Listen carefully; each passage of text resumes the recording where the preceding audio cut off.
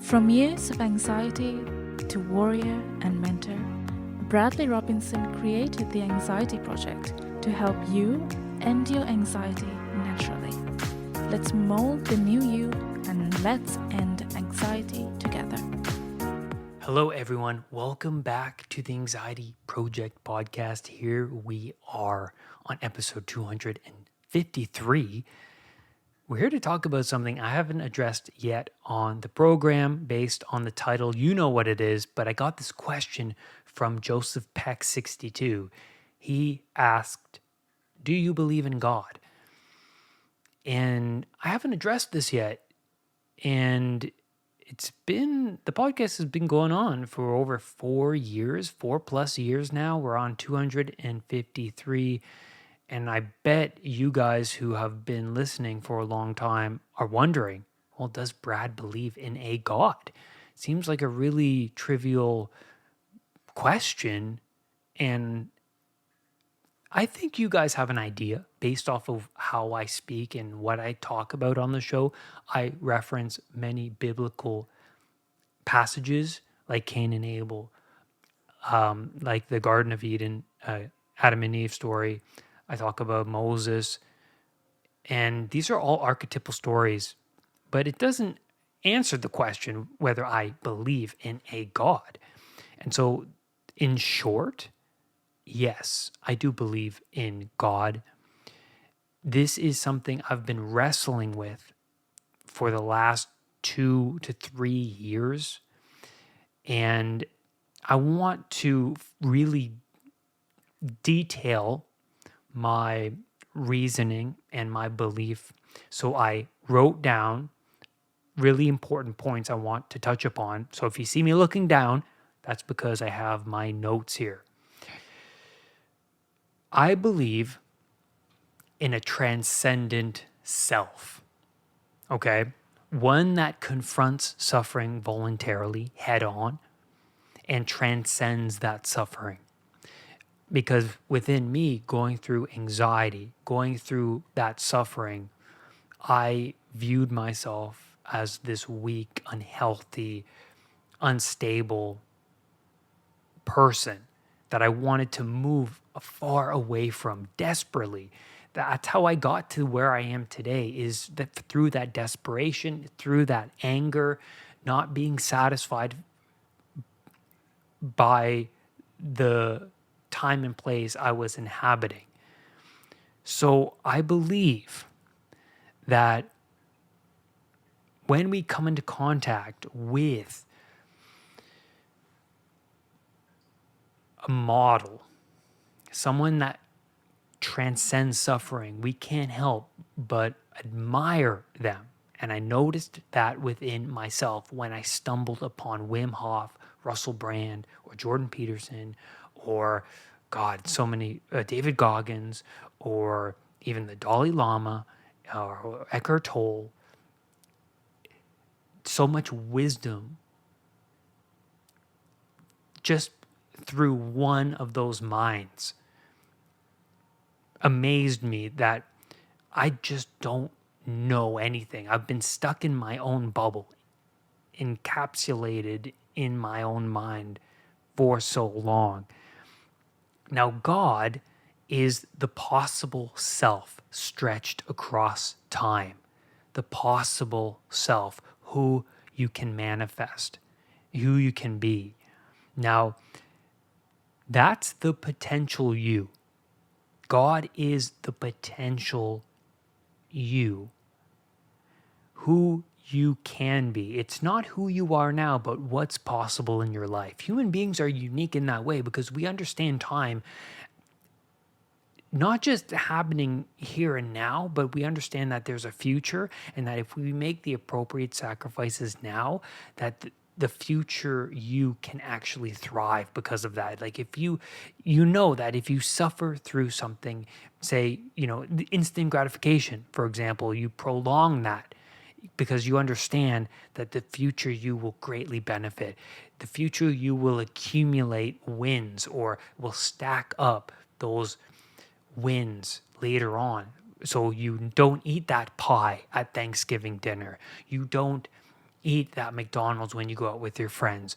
You don't sleep in, you wake up early, or you don't take that hot shower that's comfy and cozy, but you take the cold one when it's minus 20 outside.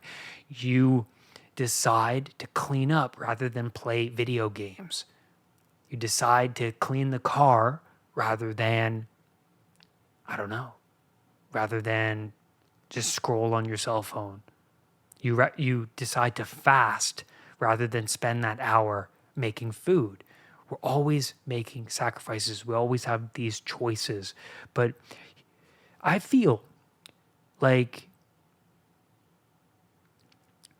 we can look outwards towards possibility, and to grow towards what's possible, we must make difficult choices right here and right now. We must make difficult choices right here. So that voice, that internal voice, or it could be that feeling that tells you to do or not to do something when it's difficult, that's the voice of conscience, but I view that as well, the voice of God. The voice of God, because we don't like to hear that voice. And it's difficult to hear that voice because, you do something, you want to take the easy route, but then that voice is telling you to go to the difficult road. It's not even a road. It's like off the beaten path trail that the voice is telling you to go on. And you're like, what? Why would I do that? It's like, no, I don't want to listen to you. I feel like for me growing up, I was always ignoring that voice. I remember being a young kid and hearing that voice whenever I would swear. And I would swear and I'd be like, oh, I'm sorry, God, for swearing. Please, forgive me. But I wasn't a religious person. I didn't go to church. My parents weren't religious. I wasn't a Catholic. I wasn't a Protestant, or wasn't in any faith whatsoever. But that voice was prominent within me. But then I ignored that voice for a long damn time. And then that voice became more dominant in my 20s, later in my 20s, when I started to release a lot of the baggage built up within my mind. A lot of the habits, a lot of the negativity. I started to see and hear and feel that voice grow more and more. And, for example, I talk about pornography recovery on this channel all the time. And when I was starting that, I went on YouTube and I found these men. I stumbled upon them because my curiosity flickered and turned me towards these men that were abstaining from pornography. And I felt that feeling within me that I could do more. These men are going through something really challenging, and man, do I ever need a challenge. I'm suffering, but these men are transcending suffering, and there's something so admirable about that. And I was recognizing that voice. Even when I would relapse on this recovery journey many times, I felt that voice like, oh, Brad, like, what'd you do? The shame and the guilt. And I viewed that as a teacher. It's like, yes, this is not where I want to be. What can I do differently so that I don't wind up in the same position that, of relapse?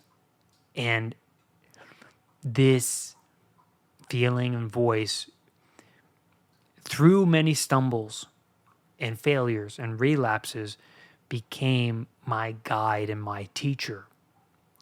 And so we narrativized potential as being this old man in the sky with the beard. Why? This is a really interesting question. I mean, the old man represents wisdom because of the old age, right? That makes sense. They've been through so much in their life. And why a man? Well, I think as Jordan Peterson or Carl Jung has illustrated, the man represents culture.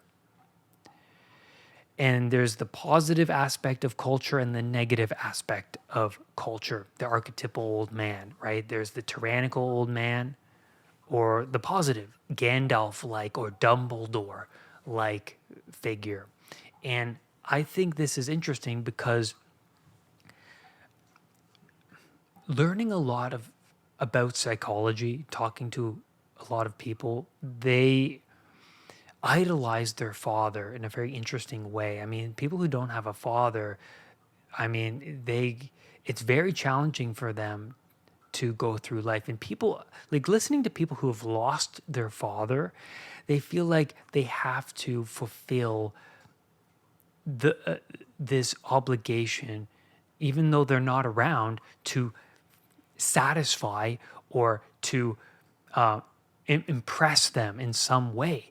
It's this archetypal judge in the sky that's pulling out your potential.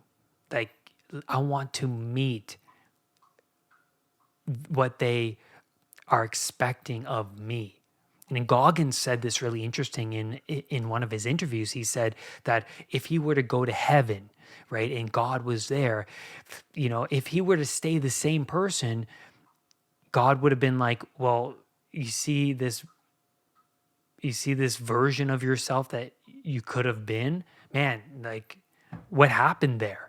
And Goggins plays this vision out in his mind. It means a lot to him because he feels like now, going through so much suffering and accomplishing so much in his life, that he can go to heaven and impress God, even rather than God saying, well, you left all that potential on the table. Man, you could have been this athlete. You could have been this Navy SEAL. You could have been this ultra marathon runner, but you didn't live up to that. And it's devastating when you think about it like that. It's this old man in the sky narrative, right? And even though your father may not be around, there's still something lurking there in the mind that drives you to be more than you are. And if we gaze, why in the sky? Why the old man in the sky? Well, we gaze upwards towards the universe, the stars, for wisdom, for guidance. We look up to towards what could be. But why do we look down? Why in the story of Cain and Abel, Cain looks down, he's downcast. Well, you look down towards, well, defeat, right? You're defeated, you look down. That's really what happens when your serotonin is low, is you are hunched over and you're defeated. Tony Robbins says this all the time. He says, how do you change that serotonin system? Well, you have to act confident, shoulders back, chin up, even though you don't feel like it. That'll change the emotional state you're in. And so when you're downcast, you're inwards, entertaining what you already know. You're entertaining what you already know. In the Cain and Abel story, God, that voice in Cain, it says to Cain, well, the reason why you're so bitter and resentful towards Abel is that you're not living up to your potential, essentially. You're entertaining this predatory entity in your own mind, and you're entertaining it rather than looking towards your faults, rather than looking towards your own sacrifices. And then Cain goes, yeah, well, I had enough of you. He gets pissed off. He's annoyed. He doesn't want to realize that. He wants to stay with what's familiar. And what's familiar is the finite, but there's the infinite out in the night sky. That's where you wish upon a star. For example, you wish on what you want to manifest. But if you're downcast, you're entertaining the suffering. You're entertaining the bitterness. You're resentful. You're not looking towards other pathways. This is so interesting because during my anxiety recovery, I stumbled upon a coach, a mentor on YouTube that resonated with me. He was speaking my language. He was like, "Oh my God, I'm suffering from health anxiety, heart palpitations, dizziness, shortness of breath." And, he was talking about the same emotions, the same feelings I was contending with, and it clicked. I was amazed. And I then adopted him as a teacher. I realized later on that I admired this person because of his vulnerability, his truth, and his strength. And I wouldn't have looked up to this person if I didn't acknowledge the fact that what I was doing currently is not working for me. And that was difficult. That's what Cain failed to realize. You can't force somebody to go into therapy. There's no way, because they're closed off. It's like talking to a brick wall. They have to want to get better. That's really important. Now, if you think a job, for example, is above you, then you fail to manifest whatever potential lurks in that position. Because I see this a lot of the time, even within myself growing up. I think, well, I'm too smart for this. I'm not, I'm above this job position. But that's the wrong way to look at it, because first, there is far too much that you don't know and so little that you know, that maybe you can learn something from this. Maybe that you can challenge the ego, because the ego is telling you that you're above this position. But how do you free yourself from the grips of that ego? Well, it requires humility. It requires doing things you don't want to do, because the mind wants to bring you into a place of comfort. And I'll tell you something, you think you're above a job?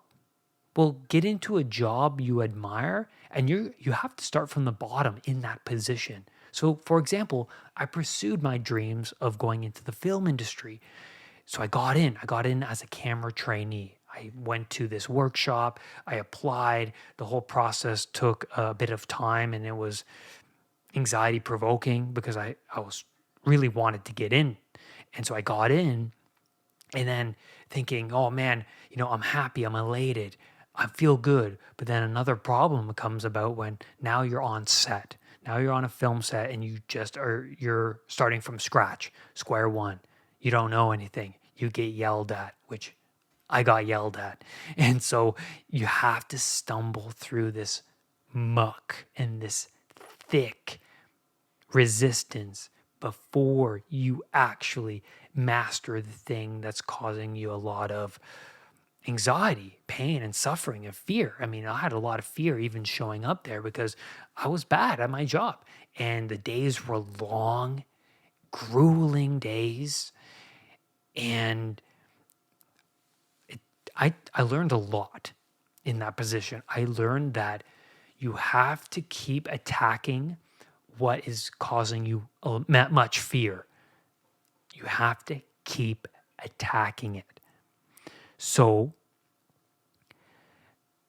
you value growth rather than what is already familiar.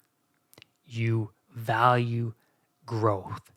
And what helps me get through really difficult, anxiety provoking times is looking towards models, figures in my life that transcend suffering, that look towards suffering as a teacher rather than something that you should fear, right? I look towards these people rather than going on YouTube and watching silly, nonsensical videos.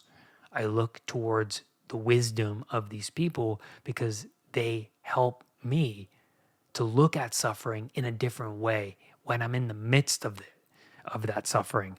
Now, the atheists, they argue that there is no actual figure in the sky that can be weighed or measured. And then I say, you're missing the point. You're missing the point here. That figure is a dramatized representation of potential. That is our conscious, the conscience. Like Gandalf or Dumbledore, these figures are, well, essentially God the Father. They are, right? They are the positive aspect of the archetype, the male figure, right? They are the embodiment of the old hero. Harry is Dumbledore. Dumbledore is Harry Potter. They're both the same figure. One's just older and wiser. One is stumbling forth in the world, growing and learning, confronting suffering and then transcending it.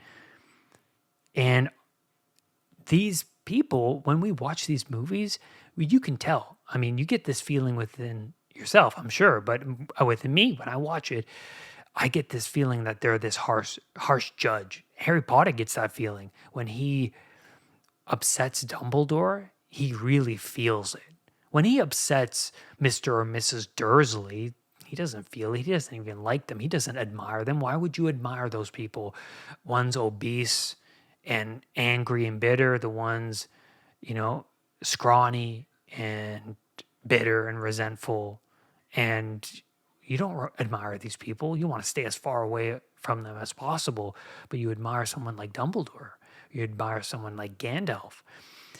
And so when you upset those ideals, when you don't live up to them, you feel it within yourself. And then the wise thing to do is to learn and talk to yourself, talk to them, talk to other people, and ask, well, how can I approach this differently next time so that I don't wind up in that pit that I got myself into? And that's the question. That's how you learn and grow. Knowing that you're just a learning creature in this world and that you're never going to stop learning until the day you die. Now, these models are important to have in your life. These models like Jesus, like Bilbo Baggins, Luke Skywalker, these people voluntarily confront the suffering. And that's why we look up to them. That's why we admire them. They go into the unknown and they gather the information there. They come back a different person and they share that wisdom with the community. And as Jordan Peterson points out, we live in this narrative structure rather than through facts. And I completely agree with that. The backbone of culture is art. We watch movies, we see plays, we admire musicians, we admire athletes. We see ourselves in them. We want to look like them. We want to act like them. What do we do through high school? We see people that are admired and we want to mirror them in all those ways. We want to dress and look like them and certainly act like them as well. And so I feel like these stories are necessary. They are religious in their nature. They all contain archetypes. Dumbledore is essentially God the Father. Harry Potter is essentially Jesus Christ. Jesus Christ. Why is that archetypal? It's because the worst things happen to the person that least deserves it. That's why. And so when we are suffering, why do we turn to Jesus Christ and his story? Because if if Jesus can transcend that horrific suffering he was contending with, the betrayal of not only his friends, but the state, the complete and utter torture that he goes through. And even at the end, when he's on the cross, he questions God and whether there is one. Why have you forsaken me? Even the Son of God questions God. And it's okay, because there is a point in time where we turn our backs to God. We may not even believe that God is there. What is that? Well, potential. Whether you or not your decision is the right decision. We question that all the time. We question the voice in our head all the time. But if we forthrightly confront that voice, even though it's telling us to do something we do not want to do, maybe the answers lie in that potential, the unknown. Maybe if we act that out, we could grab something that we haven't grabbed before. In times of suffering, who do you turn to? Who do you admire? Right? We have to look to those people, not just silly comedic movies that are, you feel good for an hour, but after that, when it's just you in your own mind, what happens? You fall deep into hell, essentially. And that's where I'm going to leave you on today's podcast episode. Let me know what you think of this. Do you believe in God? What do you think of the ideas and the topic of today's video, today's podcast? Please leave that below if you're talking to me on YouTube. But if you're listening on Spotify, just click over and leave a quick review. I'd greatly appreciate it, guys. If you find this valuable, that's all I ask. As you know, that there is no advertisements currently on the show, because I've gotten offers for sponsors, but I just don't want to sell you guys anything on something I don't particularly believe in. So that's why you don't hear sponsors on the show. I just sponsor my own anxiety recovery program, right? And my coaching. So all I ask, leave a review, leave a rating, and lastly, rise above anxiety. I'll see you next time. Brad's powerful anxiety recovery program is now available at unpluganxiety.com.